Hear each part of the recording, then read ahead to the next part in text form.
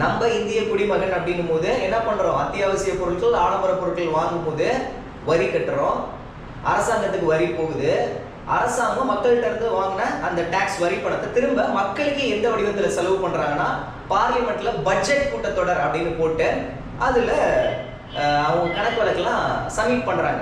அது மீடியால நியூஸா டெலிகாஸ்ட் பண்ணப்படுது, அடுத்த நாள் பேப்பர்ல பப்ளிஷ் பண்ணப்படுது. அப்போ ஃபினான்ஸ் மினிஸ்டர் என்ன ஸ்டேட்மெண்ட் கொடுப்பாங்கன்னா, மக்கள்கிட்ட இருந்து வந்த வரி பணம் இவ்வளோ, இன்கம் இவ்வளோ வந்திருக்கு அரசாங்கத்துக்கு, ஆனா நாங்க செலவு பண்ண நினைக்கிறது மக்களுக்கு அதை விட கூட, இப்போ அதிகமா செலவு பண்ணணும்னு நினைக்கிறோம், எங்களுக்கு பத்தல, நிதி பற்றாக்குறை, பிஸ்கல் டெபிசிட்.